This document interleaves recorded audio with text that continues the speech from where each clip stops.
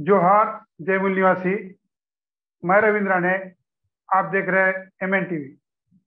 आज माता रमाई इनका स्मृति दिन है।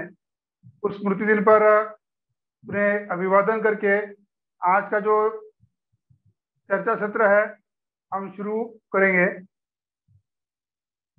भारत में लगभग 20 राज्यों में आदिवासियों की संख्या है। पश्चिम बंगाल, उड़ीसा, मध्य प्रदेश, महाराष्ट्र, साउथ इंडिया और जो सेवन सिस्टर कहने वाली जो है मिजोरम है, नागालैंड है, इन राज्यों में बड़े पैमाने पे आदिवासी रहते हैं। आज यही आदिवासी उनके जल जंगल जमीन से महरूम हो रहे हैं, बिछड़ रहे हैं और पूंजीवादी लोग उन्हें बेरहमी से उस एरिया से बेदखल कर रहे हैं। और जो आदिवासी समुदाय अपने गृह राज्य में रहता है उन्हें अत्याचार किया जा रहा है, उन पर अत्याचार किया और उन्हें नक्सलवादी घोषित किया जा रहा है। ये सारे बर्निंग इश्यू लेकर हम आज चर्चा करने वाले हैं। और आज हमारे साथ जुड़े हुए हैं राष्ट्रीय आदिवासी एकता परिषद के राष्ट्रीय अध्यक्ष HN रेखवाल जी, जो भोपाल से जुड़े हुए हैं, और दूसरे हमारे MN टीवी के संपादक, विषय के एक्सपर्ट कुमार काले जी भी। सारी बातों पे हम चर्चा करेंगे। सबसे पहले मैं दोनों मान्यवरों का यहाँ पे स्वागत करना चाहता हूँ। पहला जो मेरा सवाल है HN रेखवाल जी को सवाल है कि हाल ही में 16 मई 2021 को बस्तर के बीजापुर जिले में श्रीनगर गांव में 3 आदिवासियों की हत्या हो गई। यह मामला वास्तव में क्या है? सबसे पहले मैं माता रमाई को के स्मृति दिवस पर उनको नमन करते हुए और MN टीवी के संपादक मान्यवर कुमार काले जी और सह संपादक MN टीवी के रविंद्र राणे जी, आपको बहुत बहुत धन्यवाद कि आपने आदिवासियों के ज्वलंत मुद्दों को आज उठाया है MN टीवी पे। आपको आदिवासी समाज की ओर से बहुत बहुत आभार, धन्यवाद। ये बस्तर के बीजापुर जिले के श्रीनगर गांव में CRPF के द्वारा बिना ग्राम सभा की अनुमति के पुलिस कैंप का निर्माण किया गया था, जबकि 5वीं अनुसूचित क्षेत्र में बिना ग्राम सभा की अनुमति के कोई भी काम नहीं किया जा सकता है। यह पेशा एक्ट का भी उल्लंघन है। यह पुलिस कैंप जो निर्माण किया गया वो एरिया पहले से नक्सलवादी माओवादी घोषित कर रखा है और ऐसे एरिया में भारत सरकार, राज्य सरकार, भू माफिया, शासन प्रशासन सब मिलजुल करके अपने मन के नियम कानून कायदे बना करके और वो 5वीं अनुसूचित क्षेत्र के तमाम कायदों का, नियमों का उल्लंघन करके आदिवासियों को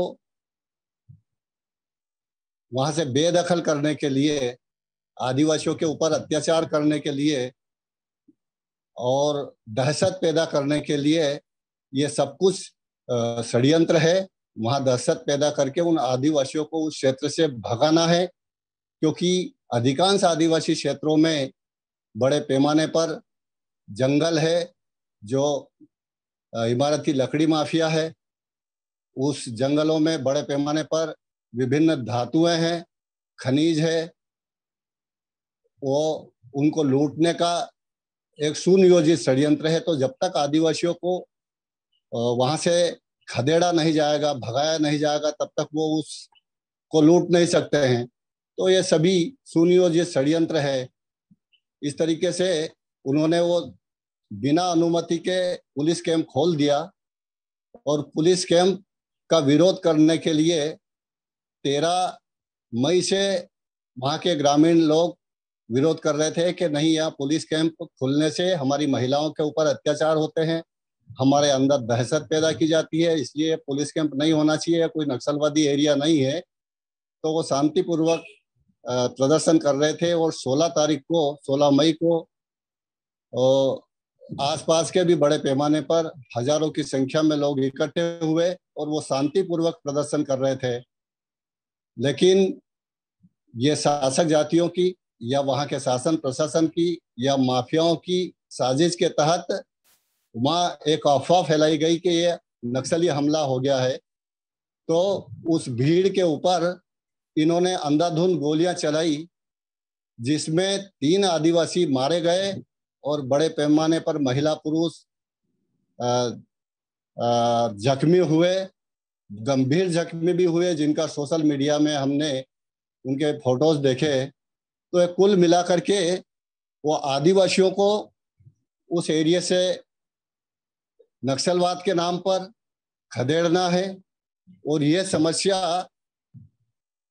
आज से नहीं है, ये लंबे समय से ये समस्या का निर्माण किया जा रहा है।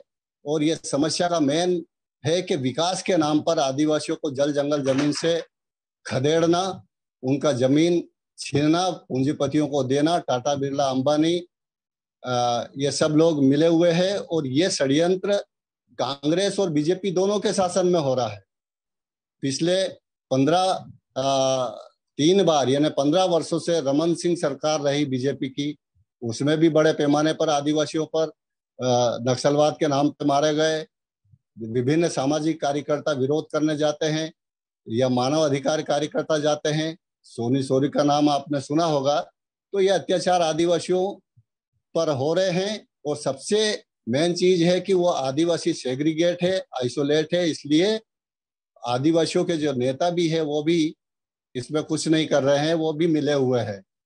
तो ये आदिवासियों को वहां से खदेड़ना और उनके जल जंगल जमीन को लूटना, छीनना, ये षड्यंत्र है।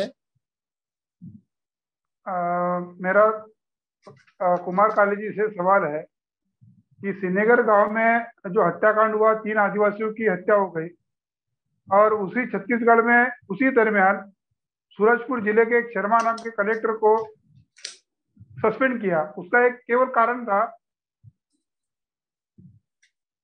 मगर जो श्रीनगर गांव की जो आदिवासी की हत्या हो गई, जिस पुलिस कर्मियों ने, पुलिस अधिकारियों के निर्णय पर यह हत्याकांड हुआ है, उन पर कोई कार्रवाई नहीं हुई। ऐसा क्यों होता है भारत में?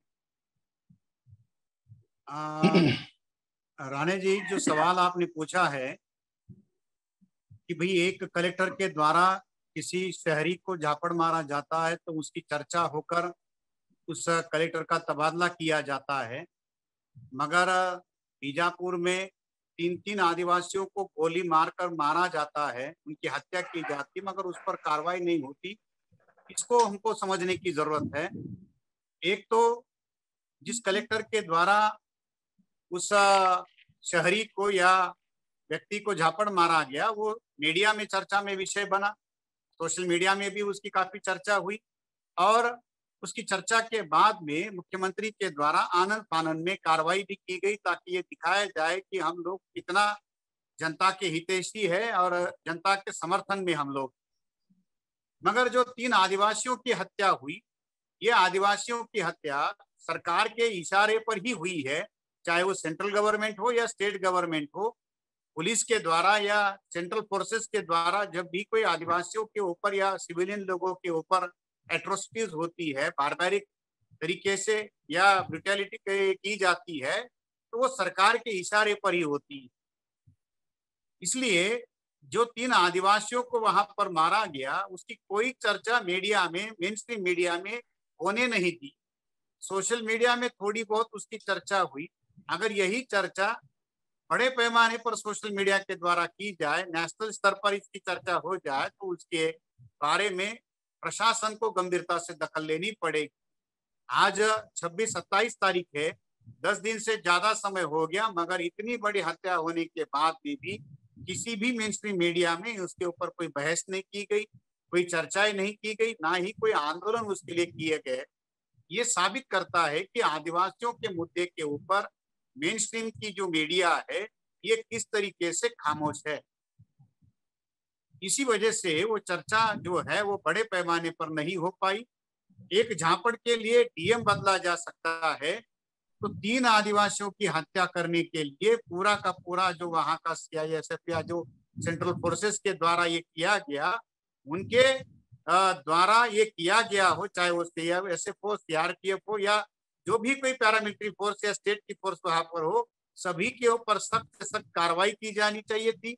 मानवाधिकार के कार्यकर्ताओं को भी वहां लगातार प्रताड़ित किया जाता है।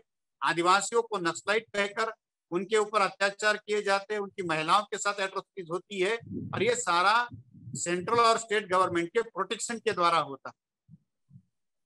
अब जब सेंट्रल और स्टेट की फोर्सेस ही उनको प्रोटेक्ट करने के लिए हो, तो फिर उन्हें किस बात का डर हो? कि आदिवासियों के अंदर डर पैदा करने का, भय पैदा करने का काम सरकार करवाना चाहते, ताकि आदिवासी खुद ही अपने जल जमीन जंगल छोड़कर वहां से भाग।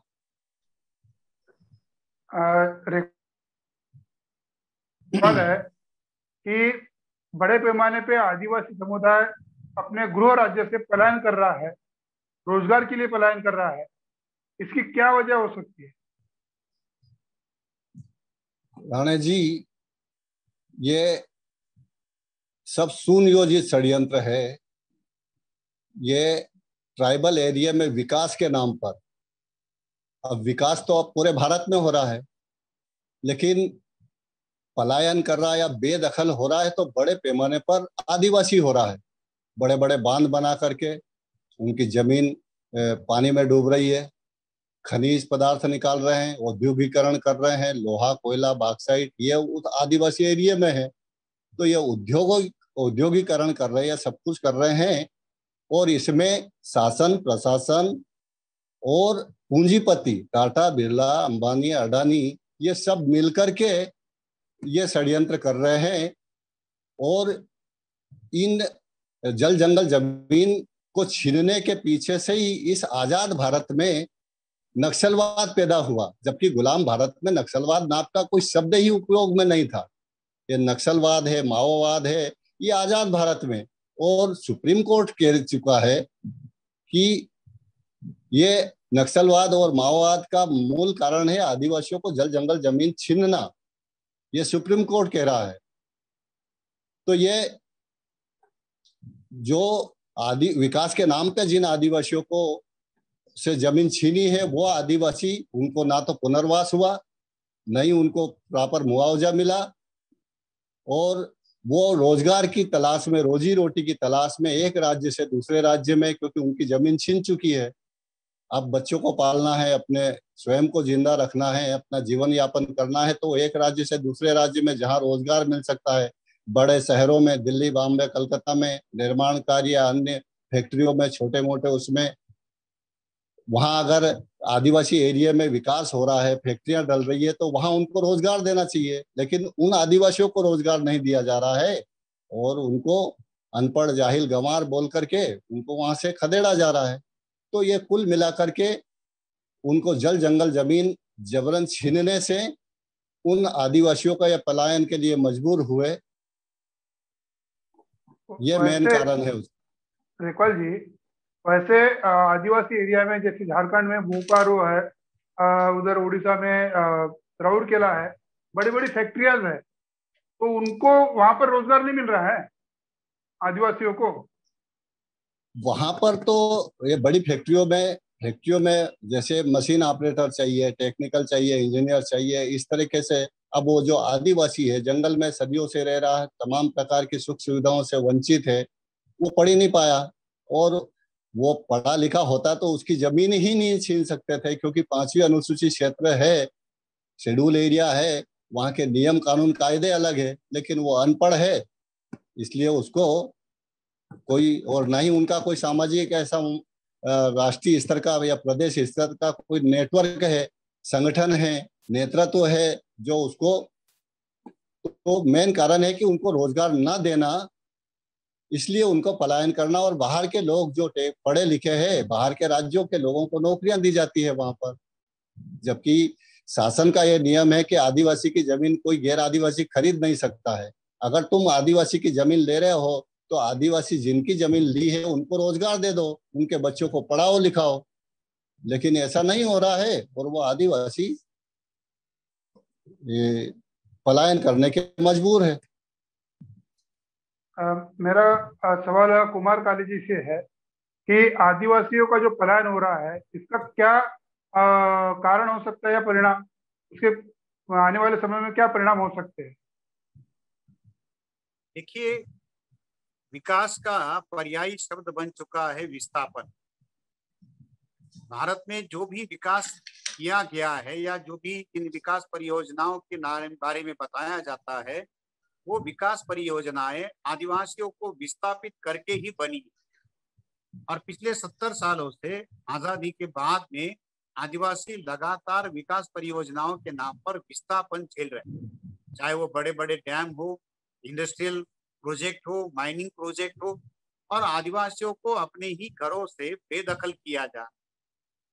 दूसरी बड़ी बात कि आज भारत के सबसे जो बीमारू स्टेट है, जिन स्टेट की अर्थव्यवस्था पूरी तरह से खस्ता बन चुकी है, उन बीमारी राज्यों में सबसे ज्यादा राज्य जो है वो आदिवासी बहुल राज्य आते हैं, जहां पर आदिवासियों के पास अरबों खरबों के माइंस है, मगर वो इतनी बड़ी संपत्ति के मालिक होने के बावजूद भी उसका कोई बेनिफिट जो है उन आदिवासियों को नहीं मिला। संविधान इसकी अनुमति नहीं देता कि आदिवासियों के जंगलों में जाकर कोई इंडस्ट्री या कोई डेवलपमेंट बगैर आदिवासियों के मर्जी के की जाए और आदिवासियों के हितों के ही लिए वो सारा साधन संसाधन खर्च किया जाए। उसके बावजूद ये किया जाए तो सरकारी किताबों में ये पढ़ाया जाता होगा कि ये जो जंगलों की संपत्ति है राष्ट्र की संपत्ति है, और संविधान कहता है ये तो आदिवासियों की संपत्ति है। तो आदिवासियों को वहां विस्थापित करने के लिए पूरी तरह से योजना बनाकर उन्हें शिक्षा से वंचित कर दिया गया। मेन स्ट्रीम राजनीति में या भारत के विकास में कहीं उन्हें शामिल नहीं किया गया। भूखमरी आखिरी स्तर पर वहां पर लाकर दी गई। आपने अखबारों में बहुत बार सुना होगा कि आदिवासी भूखमरी से मर रहे हैं। संतोषी और कोयला देवी का जो मामला है कि भाग भाग करके वो संतोषी की जो बेटी है संतोषी मर गई। ये बहुत बड़े स्तर पर की गरीबी भूखमरी जो है ये आपको आदिवासी एरिया में दिखाई देगी, और इसी वजह से बहुत बड़े पैमाने पर आदिवासी विस्थापित होकर 2 वक्त की रोटी का जुगाड़ करने के लिए शहरों में बड़े बड़े महानगरों में विस्थापित हो चुके हैं। ये विस्थापन जो है ये 2 चीजों का परिणाम है। एक तो ये जो नई आर्थिक नीति जब से शुरू हुई है, उस नई आर्थिक नीति के बाद बहुत बड़े पैमाने पर इंडस्ट्रियलाइजेशन शुरू किया गया, और इंडस्ट्रियलाइजेशन के लिए जंगलों को लूटा गया, जंगलों को बर्बाद कर दिया गया, और उसके बाद आदिवासियों को वहां से खदेड़ कर बाहर भेजा। आने वाले समय में ये परिस्थितियां और ज्यादा विपरीत होगी, और इसकी कीमत जो है वो आदिवासियों को अपनी जान और अपना मतलब जो है जान माल का नुकसान करके भुगतनी पड़ेगी। मेरा सवाल रिकवाल जी से है कि कोरोना काल में जो लॉकडाउन लगा है, जो अन्य राज्यों में था, जैसा मुंबई में था, साउथ इंडिया में था या अन्य राज्यों में था, तो लॉकडाउन लगने के बाद उन आदिवासियों की क्या परिस्थिति है और उनके लिए सरकार ने कुछ उपाय योजना किया है? राणे जी, ये जो लॉकडाउन पिछले 24 मार्च से लॉकडाउन घोषित किया, जो मजदूर जहां फंसे थे वहीं रहे, तो ये बिना सोचे समझे या हम कह सकते हैं कि एक षड्यंत्र के तहत सरकार का ये मजदूर वर्ग का सामूहिक नरसंहार करने का षड्यंत्र कह सकते हैं हम उसको। क्योंकि क्या सरकार में बैठे हुए लोगों को पता नहीं है कि अलग अलग राज्यों से भारी संख्या में, करोड़ों की संख्या में मजदूर इधर उधर से काम कर रहे हैं। वो लोग कैसे जाएंगे अपने, और ये अगर फंस गए तो काम बंद हो गए, वो तो रोज कमाते वो रोज खाने वाले लोग हैं। और वो अगर एक राज्य से दूसरे राज्य में पलायन किए तो वहां दूसरे राज्य में उनके राशन कार्ड भी नहीं है, ना कोई इस तरह की कोई सरकारी योजनाओं का लाभ मिल पाता है। वो मूल निवासी वहां के है ही नहीं, तो वो प्लेटफॉर्म पे पड़े हुए हैं, झुग्गी बस्तियों में पड़े हुए हैं। ऐसे लोग बिना सोचे समझे ये लॉकडाउन किया गया। ये लॉकडाउन में ट्रेनें बंद हो गई, बसें बंद हो गई, तो जो लोग एक राज्य से दूसरे राज्य में पलायन किया था वो अपने गृह राज्य में वापस लौटे, तो कि हजार हजार 800 किलोमीटर पैदल जा रहे हैं, बीवी बच्चे साथ में हैं, सामान अपने सर पे पोटला बांध करके घूम रहे हैं। वो इधर शासन प्रशासन, पुलिस प्रशासन ने जगह जगह बैरिकेड्स लगा रखे, रास्ते जाम कर रखे हैं। तो वो जंगलों के रास्ते, कई कैसे रास्ते, तो कई लोग तो भूख प्यास से मर गए रास्तों में। आप महाराष्ट्र के औरंगाबाद में उमरिया मध्य प्रदेश के 16 आदिवासी जो रात में चल रहे थे रेलवे लाइन पे, वो रेलवे लाइन पे सो गए। वो और मालगाड़ी उधर से आई, 16 आदिवासी वहीं कट करके मर गए। वो मध्य प्रदेश के उमरिया जिले के शहडोल जिले के आदिवासी थे। आज तक उनका क्या हुआ है, उनको क्या न्याय मिला है, वो सरकार के आंकड़े हैं। क्योंकि वहाँ आदिवासियों के कुछ ऐसे है नहीं, कोई संगठन होते हैं जो थोड़े बहुत एक आध बार ज्ञापन दे दिया, हाँ हो कर दिया, सोशल मीडिया में अपने फोटो आ गए हैं और ऐसे काम चल रहे हैं। तो ये जो कुछ भी हो रहा है ये आदिवासियों का इससे बड़े पैमाने पर भूखमरी के निर्माण हो गया है। जो राशन की दुकानों के माध्यम से कुछ लोगों को उसका लाभ मिलता है, वो भी पर्याप्त मात्रा में उन लोगों को राशन की दुकानों पर भटकना पड़ता है। अभी तो खाद्यान्न नहीं है कहीं, अभी ये नहीं, अभी तो इतने ले जाओ, अभी 1 महीने का आया है, अभी 5 किलो ले जाओ। ये तमाम प्रकार की उनको है। और ये सरकार की योजनाएं तो सिर्फ मीडिया में हाईलाइट करने के लिए कि हम इतने मजदूरों को राशन दे रहे हैं, इतने महीने का दे दिया है। तो ये वास्तव में धरातल पे अगर उसको देखा जाए तो ये बहुत बड़ी साजिश है। तो इससे बड़े पैमाने पर बेदखल हुए और वर्तमान में भी उनको रोजगार के कोई साधन नहीं है, क्योंकि काम ही बंद हो गए। लॉकडाउन है तो निर्माण कार्य में लगे हुए मजदूर नहीं काम कर रहे हैं, फैक्ट्रियों में बंद हो गए। अच्छी अच्छी प्राइवेट फैक्ट्रियों ने अपने मजदूरों की छटनी कर दी। तो अब वो प्राइवेट या डेली मजदूरी करने वाले लोग, चौराहे पे खड़े होकर के मजदूरी मांगने वाले लोग, उनको कोई पूछने वाला नहीं है। तो ये भयंकर स्थिति निर्मित हो गई है। इसमें कई ऐसे आंकड़े हैं, ऐसे खबर आती है कि वहां पर इतने लोग भूख से मर गए हैं। सोशल मीडिया पे कुछ लोगों की आवाज आती है, बहुत सारे रोड पे खड़े हो रहे हैं, कोई थोड़ा बहुत काम करते हैं, ठेला लेकर के अगर मार्केट में निकल जाते हैं तो उनका प्रशासन के लोग उनके साथ किस तरह के व्यवहार करते हैं आप लोग देख सकते हैं। तो ये मजदूरों के लिए बहुत बड़ा लॉकडाउन एक तरीके से जानलेवा साबित हुआ है। कुमार काले जी, ये जो लॉकडाउन के दरमियान जो आदिवासियों की जो परिस्थिति बनी है, इसके संदर्भ में आप क्या कहना चाहेंगे? ये लॉकडाउन एक बहुत बड़ी समस्या के तौर पर पूरे देश पर खड़ा हुआ। लॉकडाउन के दौरान लगभग 12 करोड़ लोगों के रोजगार गए, 12 करोड़ लोगों के जॉब गए, और कुल मिलाकर हम ये कह सकते हैं कि देश की आधे से ज्यादा आबादी इससे पीड़ित हो गई, प्रभावित हो गई। और इस लॉकडाउन के सबसे मतलब हम ये कह सकते हैं कि वर्स्ट विक्टिम अगर कोई रहे तो वो आदिवासी रहे, क्योंकि आदिवासियों के पास पहले से ही बहुत सारी समस्याएं थी, रोजगार को लेकर हो या अपने रोजमर्रा की जिंदगी के सवाल हो। और जब ये लॉकडाउन किसी भी तरीके से प्लान बनाकर नहीं किया गया था, अनप्लान वे में ये लॉकडाउन थोपा गया, तो आदिवासी इसका किसी भी तरीके से मुकाबला करने लायक नहीं। जब 2 जून की रोटी जिनको मिलना मुश्किल है, वो 12-12 महीने के राशन का किस तरीके से व्यवस्था कर सकते। इसलिए जब लॉकडाउन थोपा गया तो आदिवासियों के जो लोग थे वो पहले से ही एक तरह से भूखमरी के कगार पर जिंदा रहने वाले लोग थे, तो उनके सामने तो बहुत बड़े संकट पैदा हुए। शहरों में जो माइग्रेशन करके गए हुए लोग थे, मजदूरी के लिए गए थे, चाहे कंस्ट्रक्शन साइट हो, फैक्ट्री में मजदूर के तौर पर हो, जो भी काम उनको शहरों में मिले उसके लिए वो गए थे। वहां जब एकाएक सारा काम थम गया तो उनके पास वापस अपने गांवों में, जंगलों में आने के अलावा कोई दूसरा विकल्प नहीं। सरकार के पास उनका कोई ऑफिशियल रिकॉर्ड नहीं था। सरकार आज तक ये आंकड़ा नहीं दे पाई कि कितने प्रवासी मजदूर जो है इन लॉकडाउन के दौरान उसके शिकार हुए, कितने लोगों की जाने गई, कितने लोगों को सरकार के द्वारा मदद की गई, कितनों के साथ सरकार के द्वारा क्या क्या व्यवहार हुआ, अभी तक कोई ऑफिशियल डाटा सरकार के द्वारा नहीं कहा। आदिवासियों के गांव में तो वैसे कोई इंफ्रास्ट्रक्चर नहीं है, रोजगार की कोई समस्या मतलब जो है जिसकी वजह से वो तो माइग्रेट हुए थे, गांव में जाकर फिर क्या करने वाले।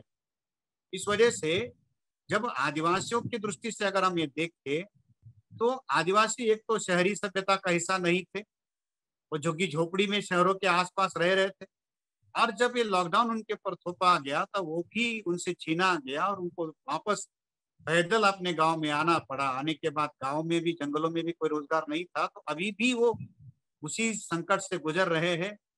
राशन की हालात ये है कि सरकार जिनके पास राशन कार्ड है उनको राशन देने में अब तक कामयाब नहीं हुई। अब जिनके पास राशन कार्ड नहीं है, जिनके पास अपना कोई ऑफिशियल रिकॉर्ड नहीं है, उनको कहाँ से देंगे। छत्तीसगढ़ या झारखंड के एरिया में राशन की ये हालात है कि अगर ये जो बायोमेट्रिक राशन सिस्टम खड़ा किया गया है, अगर किसी राशन होल्डर का बायोमेट्रिक थंब अगर उस मशीन के साथ मैच नहीं हुआ तो उसको राशन नहीं दिया जाता। और इसकी वजह से सैकड़ों नहीं हजारों राशन कार्ड जो है वहां रहने वाले लोगों को पड़े हुए है। वो जो राशन कार्ड वाला जो है उनको राशन दे रहा, क्योंकि उनका बायोमेट्रिक कार्ड जो है वो मैच नहीं होता। ये संकट वहां पर है और इस विस्थापन ने या लॉकडाउन ने इसको और ज्यादा विकराल किया है। एक तरह से जिनोसाइड का मामला आदिवासियों की दृष्टि से हम ये दे सकते हैं। स्वास्थ्य के मामले को अगर आप उठाकर देखेंगे तो आज भी आदिवासियों के एरिया के अगर प्राइमरी हेल्थ सेंटर भी अगर आप देखेंगे या डिस्ट्रिक्ट लेवल के हॉस्पिटल्स भी अगर आप देखेंगे तो वहाँ इतने बुरे हाल है कि पेशेंट किसी भी तरीके से अगर मामूली बीमारी से भी अगर त्रस्त हो तो अपनी जान बचाने लायक नहीं। एजुकेशन की भी यही हाल है। क्या आदिवासियों के बच्चों की शिक्षा का क्या मामला बना? पिछले साल भर से शिक्षा नीति पूरी तरह से ठप है। ऑनलाइन एजुकेशन की बात सरकार के द्वारा कही गई। अब जो आदिवासी माइग्रेट होकर सड़कों पर चल रहा है उसके पास क्या, उसका बच्चा कौन सा ऑनलाइन एजुकेशन ले?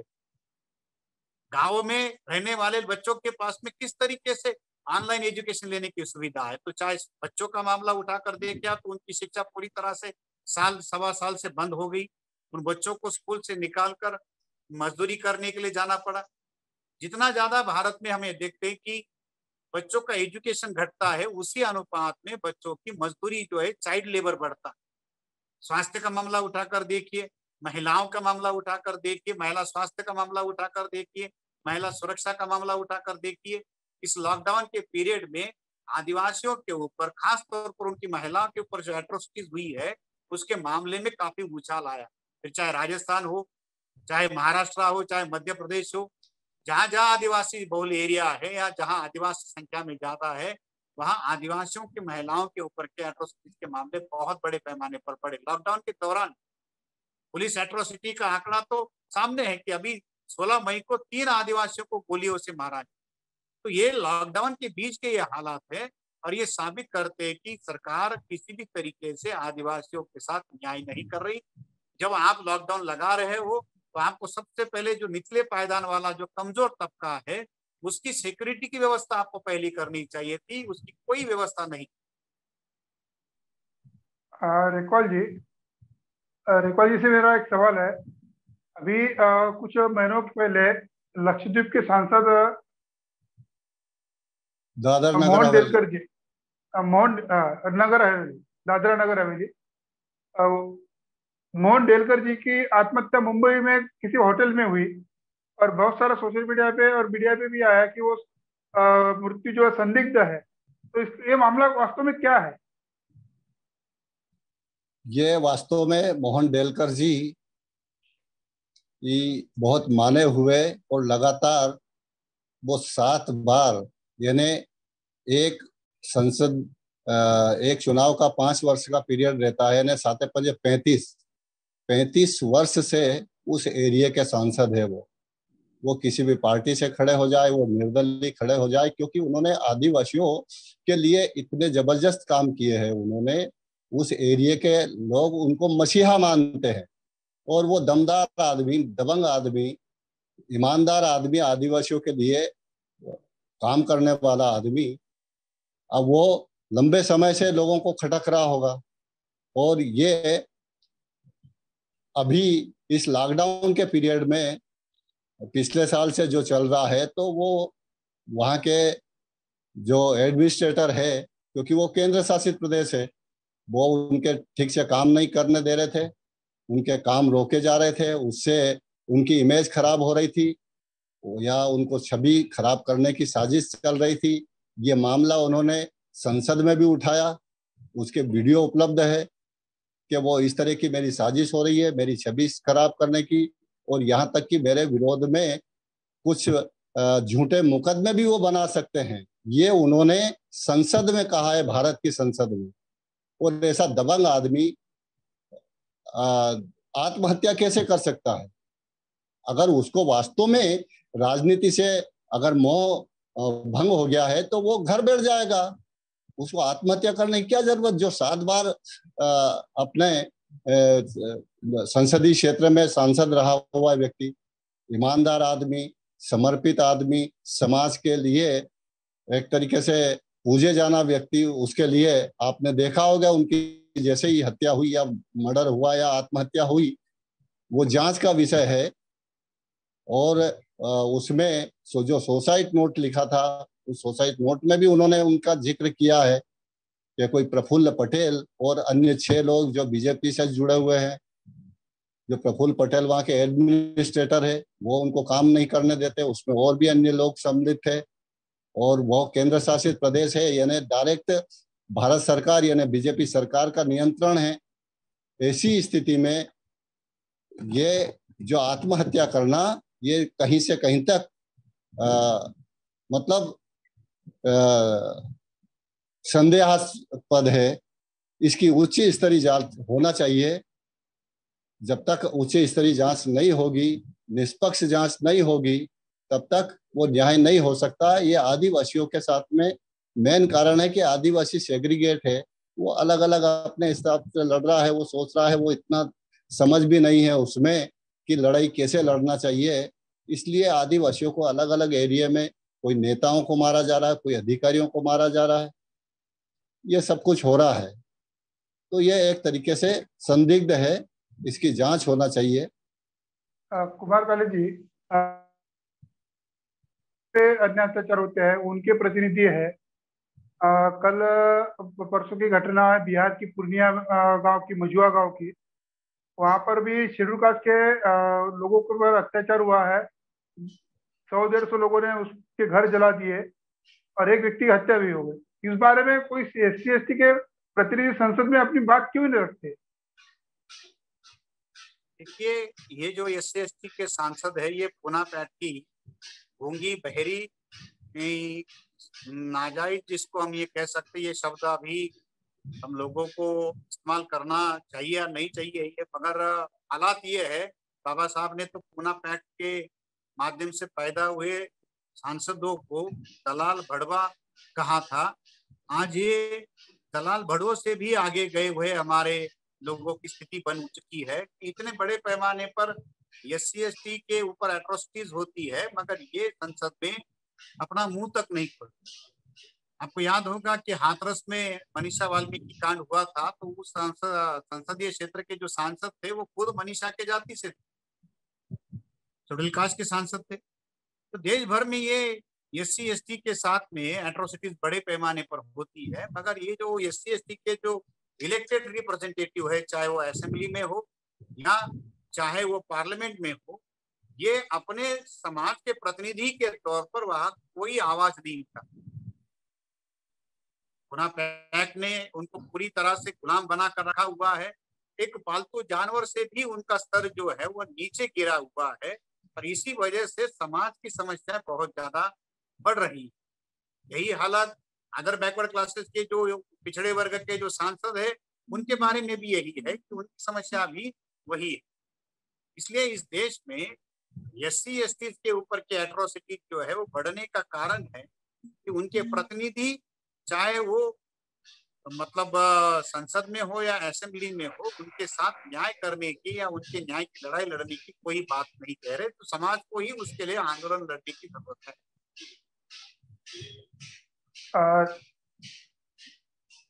एक मामला हुआ है, एक दो मामले हुए हैं झारखंड जिले में, झारखंड के साहिबगंज जिले में और साहिबगंज थाने की एक पुलिस निरीक्षक है रूपा तिर्की, इनकी आत्महत्या हुई है।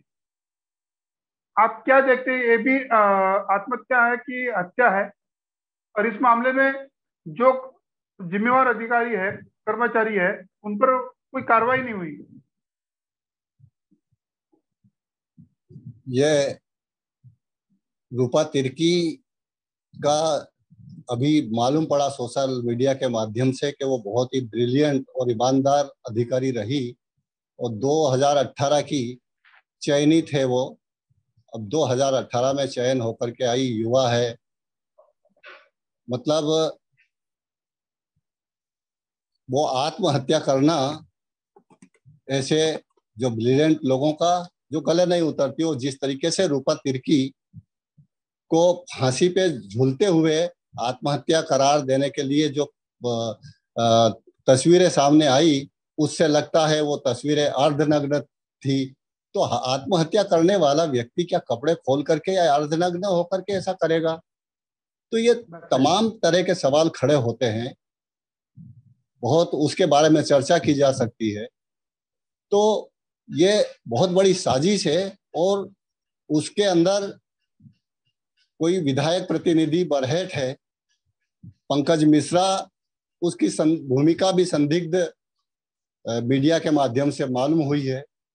और वहां पर तमाम प्रकार के झारखंड पूंजी वो खनिज माफियाओं का, जमीन माफियाओं का, जंगल माफियाओं का, यहाँ तक कि मानव तस्करी माफियाओं का भी गढ़ है वहां। तो ये तमाम तरह के माफिया है। इस कारण से ऐसे लोगों को, ना ईमानदार अधिकारियों को काम करने दिया जाता है, जबकि वहां पर आदिवासी मुख्यमंत्री है और आदिवासी मुख्यमंत्री है, प्रशासन में आदिवासी लोग बैठे हुए हैं, आदिवासी राज्य है, 27% आदिवासी है, इतने विधायक, सांसद और मंत्री है, किसी का कोई स्टेटमेंट नहीं है। अब आदिवासी मुख्यमंत्री है, आदिवासी राज्य है, वहां आदिवासियों को न्याय नहीं मिल रहा, अधिकारियों को न्याय नहीं मिल रहा, तो कल्पना कर सकते हैं कि गरीब अनपढ़ लोगों के क्या दशा होगी, उनके जल जंगल जमीन की क्या सुरक्षा होगी। ये तमाम प्रकार की घटनाएं हो रही है। मैं रोकना चाहता हूँ, एक सोशल मीडिया में एक और हमने खबर सुनी है, मध्य प्रदेश के जो छिंदवाड़ा जिले में शादी में पुलिस निरीक्षक वहां की प्रीति मिश्रा, उन्होंने आदिवासी की शादी में गई और आदिवासी की शादी में गैर बर्ताव किया, मगर उस पर कोई कार्रवाई नहीं हुई। ये वास्तव में मामला क्या है सर? ये बताएं। ये छिंदवाड़ा जिले में लॉकडाउन के दौरान आदिवासियों को वहां शादी हो रही थी, शादी का समारोह था, तो वहां पर रूपा तिर्की जो तामिया थाने की ये छिंदवाड़ा जिले की जो और टीआई है, प्रीति मिश्रा, वो अपने पुलिस के जवानों के साथ में वहां गए और अचानक वहां पर उस विवाह समारोह में जाकर के उनको चमकाया। आदिवासी भोले भाले हैं, वहां जंगलों में रहते हैं, खुले में शादी कर रहे हैं, ऐसा कुछ था नहीं। उनको कहा कि तुम्हारी परमिशन कहाँ है, तो परमिशन आदिवासी को कहाँ पुलिस प्रशासन आसानी से, या एसडीएम या तहसील कार्यालय या अन्य, तो उनको परमिशन नहीं मिली, तो वो जंगलों में रह रहे हैं। तो शादी समारोह में गए, अचानक जो प्रीति मिश्रा है, जो टीआई, उन्होंने वहां जाकर के अपने रौब दिखाए, वहां दुल्हन को मारा, वहां के आदिवासियों के जो देवी देवता है, जिनकी सांकेतिक प्रतिमाएं बनी हुई थी, उनको लातों तले रौंदा गया, क्योंकि आदिवासी तो प्रकृति पूजक है। तो उनके इसके अलावा जो वहाँ मेहमान है वो खाना खा रहे थे, खाना खाते हुए की प्लेटों को लातों मारी गई। तो ये एक जो प्रशासन का, प्रशासनिक अधिकारी और कानून और इसका पालन करवाने वाला अधिकारी ऐसा कृत्य करे, ये तो हम कह सकते हैं कि जाति मानसिकता हो सकती है कि मैं ब्राह्मण हूं और वो आदिवासी जंगली है, ये क्या कर लेंगे, मेरे पास कानून है। रिकपाल जी, जी इसी के संदर्भ में कुमार काली जी से एक सवाल पूछना चाहता हूँ, क्योंकि आपने कहा कि एक मैं ब्राह्मण हूँ, इसके वजह से उन पे कुछ कार्रवाई नहीं हुई। कुमार काले जी, त्रिपुरा में एक यादव नाम के डीएम है, वो भी एक शादी में गए और उन्होंने भी लॉकडाउन के जो नियम है उन शादी वालों को बताया और एक पुरोहित को चाटा मार दिया। हाँ, चाटा मार दिया, थप्पड़ चाटा मार दिया। चाटा मारने के बाद उसे सस्पेंड किया गया। अब यादव के साथ अलग न्याय और मिश्रा के साथ अलग न्याय। कुमार काले जी, क्या अधिकारियों में भी SC ST OBC के जो अधिकारी है या अल्पसंख्यक के अधिकारी है, उनपे भेदभाव अभी भी जारी है? बिल्कुल सही कहा आपने। एक यादव ने पंडित को शादी के दौरान कोविड प्रोटोकॉल का वायोलेशन किया, इस वजह से वहां पर जाकर उन्होंने शादी रोकी और पंडित के साथ में एक जिसने ये सारा पूजा पाठ कर रहा था तो उसको एक झापड़ मारा। तो उस एक झापड़ का प्रतिक्रिया जो है वो पूरे देश भर के पंडितों के द्वारा, ब्राह्मणों के द्वारा खड़ी की गई और एक मांग की गई कि भाई उस यादव को सस्पेंड किया जाए, उसके ऊपर सख्त से सख्त कार्रवाई की।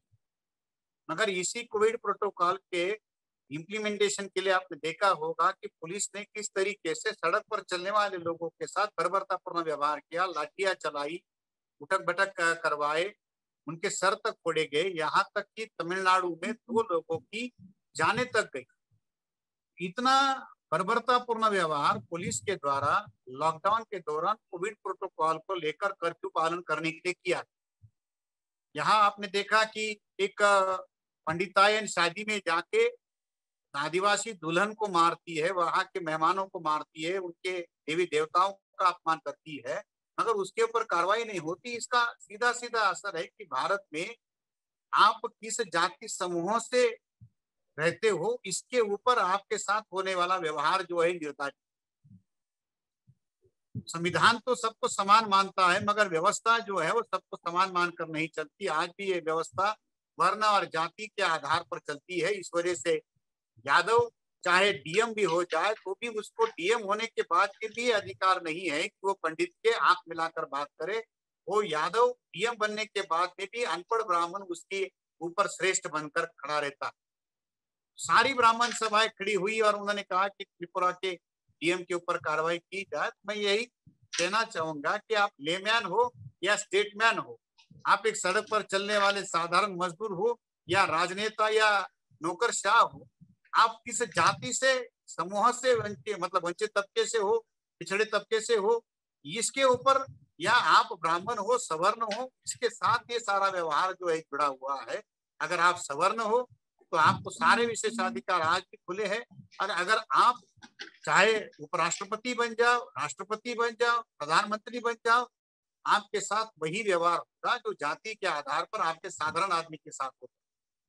आपको याद होगा बाबू जगजीवन राम ने जब पुतले का अनावरण किया था उत्तर प्रदेश में, उनके जाने के बाद भूमुद्रा से उस पुतले को शुद्ध किया गया था। वो तो उप प्रधानमंत्री थे। वर्तमान के जो राष्ट्रपति है वो जगन्नाथपुरी के मंदिर में गए तो उनके साथ वहां वो व्यवहार हुआ। ये तो जातीय व्यवहार है, ये कोई संवैधानिक या मूल्यों के आधार पर किया हुआ व्यवहार नहीं है। ये बीमारी भी आपके अंदर की जातीय घृणा को बदल नहीं सकती। इस बीमारी के पीरियड में भी लोगों के अंदर का जो जातीय घृणा भाव है, सवर्णों के अंदर का, उच्च जातियों के अंदर का, वो बरकरार है। मेरा आखिरी सवाल रेखवाल जी से है कि विकास के नाम पर जल जंगल जमीन से आदिवासियों को उनके गृह राज्य से बेदखल किया जा रहा है, और जो आदिवासी अपने गृह राज्य में रहते हैं उन पर अन्याय अत्याचार हो रहा है, उनकी हत्या हो रही है, और आपका जो संगठन है पूरे देश में है परिषद, तो राष्ट्रीय आदिवासी एकता परिषद इस संदर्भ में क्या एक्शन प्लान ले रहा है? क्या ऐसे आदिवासियों पर अन्याय अत्याचार होते रहेंगे और आपका संगठन वैसे रहेगा? राणे जी, राष्ट्रीय आदिवासी एकता परिषद ने अभी पिछले नवंबर 2020 में 3 चरण में राष्ट्रीय लेवल का आंदोलन खड़ा किया था। तहसील जिला स्तर पर धरने प्रदर्शन रैलियों का आयोजन किया था। अब वापस राष्ट्रीय आदिवासी एकता परिषद लगभग 250 से 300 जिलों में और लगभग 14 से 15 राज्यों में जो आदिवासी बाहुल्य है, पूर्वोत्तर राज्यों में हमारा अभी नेटवर्क नहीं है, लेकिन ये जहां 5वीं अनुसूचित क्षेत्र के जो राज्य है, 10-12 राज्य तो ये है, इन सभी राज्यों में हमारा लगभग मान के चले कि 15 जून के बाद हम तहसील स्तर पर धरना, जिला स्तर पर धरना और लॉकडाउन की क्या स्थिति रहती है, फिर बड़ी भारी संख्या में हम रैली प्रदर्शन का आयोजन करके, जिला स्तर पर रैली प्रदर्शन का आयोजन करके भारी संख्या में, और कलेक्टर को राष्ट्रपति के नाम पर ज्ञापन देंगे। और जरूरत हुई, हमारा प्लान हुआ कि अगर हमारा एक कोरोना की वजह से कुछ नहीं है तो हम जो भी आदिवासी बाहुल्य वो है उसको भारत बंद के तहत हम उसका प्लान करेंगे इसके लिए, क्योंकि ये अति हो गई है। और तमाम प्रकार के आदिवासी संगठनों से भी हम अपील करते हैं, और अब मैं हमेशा संपर्क में रहता हूं उन लोगों से। और ये जो वर्तमान में जो परिस्थितियां निर्मित हो रही है उसके तहत उन लोगों से कि भाई आप अपना झंडा डंडा बैनर संभाल करके रखो, बरकरार रखो, लेकिन इन आदिवासियों की समस्या के लिए ये कोई एक राज्य की समस्या नहीं है, ये पूरे भारत की समस्या है, राष्ट्रीय स्तर की समस्या है। इसलिए आज भारत में एकमात्र राष्ट्रीय आदिवासी एकता परिषद राष्ट्रीय स्तर का संगठन है, एकमात्र केडर बेस्ड संगठन है हमारा। इसलिए हम उन लोगों को अपील करते हैं कि आप लोग आइए अपना झंडा डंडा बैनर लेकर के, और जो कॉमन मुद्दे हैं वो कॉमन मुद्दों को लेकर के हम हमारी आदिवासियों के ऊपर जो अन्याय अत्याचार हो रहे हैं उसके विरोध में हम चरणबद्ध आंदोलन करेंगे। उसमें आप साथ सहयोग करें। आप उस चरणबद्ध आंदोलन में अपने झंडे डंडे बैनर के साथ सम्मिलित हो। हमको ऐसा नहीं कि सिर्फ राष्ट्रीय आदिवासी एकता परिषद का ही बैनर रहेगा, झंडा रहेगा, आप अपने झंडे के साथ में उपस्थित रहे। तो हम ये प्लान कर रहे हैं। आपने जो एक्शन प्लान बताया उस पर आप काम करेंगे। और आज जो हमने आदिवासी के संदर्भ में जो समस्या हो रही है इस पर राष्ट्रीय आदिवासी एकता परिषद के राष्ट्रीय अध्यक्ष एच.एन. रेकवाल जी और MN टीवी के मुख्य संपादक और इस विषय के एक्सपर्ट कुमार काली जी से बात किया। उसमें हमने बहुत सारी चर्चा किया, और कुछ लोगों को लगता है कि इन सवालों पे हमने सवाल उठाना चाहिए, तो कमेंट बॉक्स पे अपने कमेंट्स भी कर सकते हैं। और आज आप इससे जुड़े दोनों अतिथियों का आभार, और जय जोहार, जय मूल निवासी, धन्यवाद। जय जोहार।